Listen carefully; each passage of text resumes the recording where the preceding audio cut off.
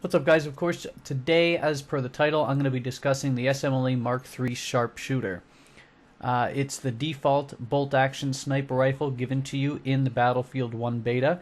There is another variant of it where you basically just use iron sights instead of a scope, hence Sharpshooter being the variant that gives you the scope, which I'll be discussing today. The only real difference between the Mark III Sharpshooter and the Mark III other version is I think it's a marksman. I'm not 100%. Basically, Sharpshooter gives you a scope. The other version gives you iron sights. Statistically, though, they're identical. So that's up to you which one you want to use. With regard to the Sharpshooter version, I'll be discussing optimum strategies when using the weapon, and I'm going to break down the numbers from Simtic to give you a better understanding and paint a clear picture of basically what type of strategies and ranges you should be using this weapon for best success. So let's get to the stats. In terms of fire rate, it actually has a 900 round fire rate per minute as its listed rate, but of course that's extremely misleading because it's not accounting for like bolt cycling, reload times, missed shot, and of course who would want to fire a 900 round per minute sniper rifle, which at that point is going to have recoil so horrendous no human being would ever be able to control it. So don't worry about that. It's a hypothetical number. It does have a decent fire rate for a sniper rifle, though. In terms of bullet velocity, it has a 740 meters per second bullet velocity, which puts it about in the middle tier in terms of sniper rifles, at least in the beta. That might be either slow or fast come full release of the game, so I'm not sure yet.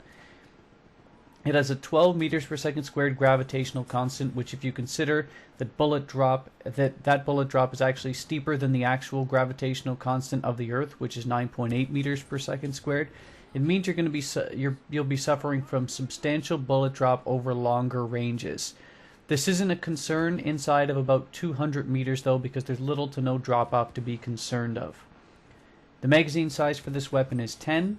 And in the beta, there are no customizable attachments, so you don't have to worry about adding or removing anything to affect the gun's behavior or the sights or anything of that as of yet. When you look at the damage chart, it's actually quite intriguing. It has a base damage of 80 up to 20 meters away. That damage then increases to 100 at 40 meters, stays at 100 damage until 80 meters, and then past that, the damage drops down back to its base of 80 at 120 meters. So basically it makes it an amazing option for sort of more aggressive medium range sniping as opposed to 100 meter plus sniping, though it's not bad at that range either. You just have to absolutely hit headshots. Simtic doesn't currently list damage modifiers for certain parts of the body, but I imagine the headshot following previous games is 2 times. Chest might be 1 to 1.5 times, and legs might be slightly lower or at 1 times. Of course, keep in mind, though, that's my estimation on previous games. It hasn't been confirmed yet. That will be confirmed come the release of the game, just so you know. But what that means, if true, is that anything in that 40 to 80 meter range, chest shots and above, should be one-shot kills. Headshots also seem to be one-hit kills at all times in my encounters at range, which means there has to be a multiplier at play, because if you're hitting someone at, say, 150 meters, which is outside of the one-shot kill range, and the base damage should theoretically be 80, has to be a multiplier. One last point with this, you will not have any horizontal deviation if you want to quick fire 2 shots with this weapon because it's balanced horizontally. Reload speeds are a bit different now, and I have a separate video I'll link in the description explaining how to optimize them, but I'm going to break it down really quickly today. For this weapon, what you need to know is that it takes 5.5 seconds to reload from completely empty, and you do so by inserting 2 strips of 5 rounds.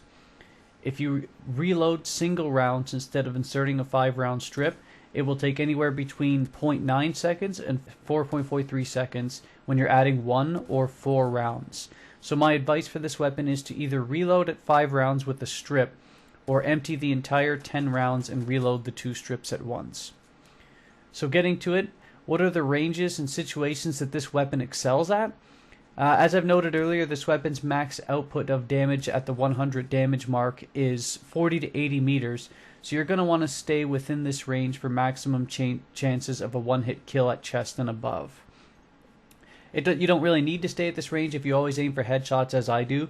But I mean, it gives you a bigger buffer for just missing like potential headshots. If you hit someone in the neck at that 40 to 80 meter range, it will get the kill, as opposed to other weapons where it might not actually get the kill at that range. So it gives you a little bit of a buffer. But overall, this is a medium range monster of a weapon. That 80 damage in close range, 10 round magazine, and relatively quick bolt cycling time means it's a good option for pretty aggressive sniping as well, though you'll often need a follow-up shot either from that weapon or your pistol to finish someone off closer than 40 meters if you don't get a headshot. So the big question, what's my rating and would I use it often? In terms of the beta, I absolutely would and did use this weapon quite a bit. It's great given to you at the start, and it's a fantastic starting weapon, and you wouldn't be harming yourself much by sticking with this weapon the entire time throughout the beta. The only drawback to it is that it's a medium range specialist, so while it's amazing at mid-range, it's not the best for aggressive sniping, and the Russian 1895 and the Guerre 98 will beat it out at longer ranges. I'd say I'd give it an 8.5 out of 10 based on the logic I presented to you, though I have no issues using this weapon all the time. If I was starting to get ranges longer than about 150 to 200 meters, I'd probably look for something with a higher overall velocity. But that's about it. Have a good one, YouTube.